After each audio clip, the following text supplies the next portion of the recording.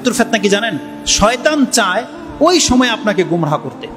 এই জন্য রাসূলুল্লাহ সাল্লাল্লাহু আলাইহি সাল্লাম যখন জেনেছেন যে মৃত্যুরও ফিতনা আছে, তাই তিনি এমন কোন সালাত আদায় করেননি যেই সালাতে তিনি মৃত্যুর ফিতনা থেকে আল্লাহর কাছে আশ্রয় না চেয়েছেন। ইমাম মুসলিম সেই হাদিসটাকে কোট করেছেন যে রাসূল সাল্লাল্লাহু আলাইহি ওয়াসাল্লাম বলেছেন, যখনই তোমরা শেষ তাশাহুদে বসো, তাশাহুদ দরুদ শেষ হয়ে যাওয়ার পরে তোমরা চারটা জিনিস থেকে অবশ্যই আল্লাহর কাছে আশ্রয় চাইবে। তার একটা হচ্ছে আল্লাহুম্মা ইন্নী আউযু বিকা মিন ফিতনাতিল মাহইয়া ওয়াল মামাত, আল্লাহ আমি তোমার কাছে জীবন এবং মৃত্যুর ফিতনা থেকে তোমার কাছে আশ্রয় চাচ্ছি। এটা অত্যন্ত জরুরি। মৃত্যুর ফিতনা থেকে যে ব্যক্তি আশ্রয় না চাইবে সে মৃত্যুর ফিতনায় পতিত হয়ে যেতে পারে। ওই সময় আল্লাহ সুবহানাহু ওয়া তাআলাকে সে গালি দিয়ে ফেলতে পারে, ওই সময় সে মুখ দিয়ে কালেমা নাও বেরোতে পারে, সে মুখ থেকে যা ইচ্ছা তাই বেড়ে যেতে পারে, শয়তান তাকে বিভ্রান্ত করবে।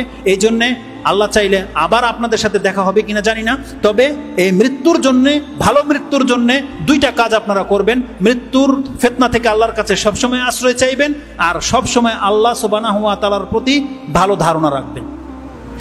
আল্লাহ আপনার সাথে যা কিছু করেছে আপনি মেনে নেন যে আল্লাহ আমি তোমার উপর সন্তুষ্ট।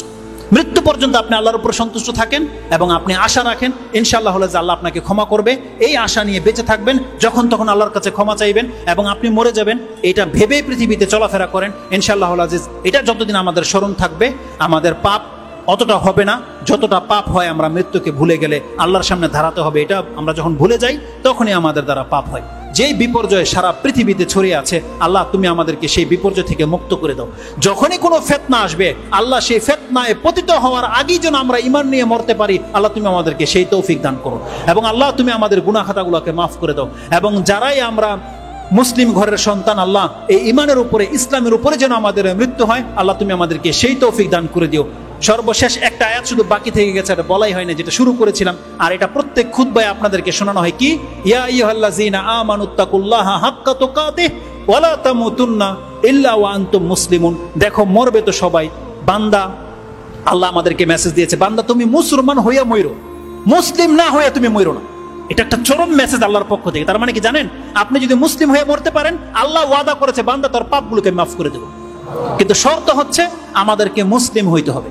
ইসলামের বিপক্ষে কোনো কথা বলবেন না, আল্লাহ এবং কোরআন রাসূল ইসলামের বিপক্ষে কোনোদিন পদক্ষেপ নেবেন না। আমাদেরকে মুসলিম হয়ে মরতে হবে, তারপর আল্লাহর কাছে ক্ষমার আশা করতে হবে। আল্লাহ সুবহানাহু ওয়া তাআলা যেন আমাদেরকে ক্ষমা করেন। ইয়া রাব্বাল আলামিন, সুবহানা রাব্বিকা রাব্বিল ইজ্জাতি আম্মা ইয়াসিফুন ওয়া সালামুন আলাল মুরসালিন আলহামদুলিল্লাহি রাব্বিল আলামিন। আসসালামু আলাইকুম ওয়া রাহমাতুল্লাহি ওয়া বারাকাতুহু।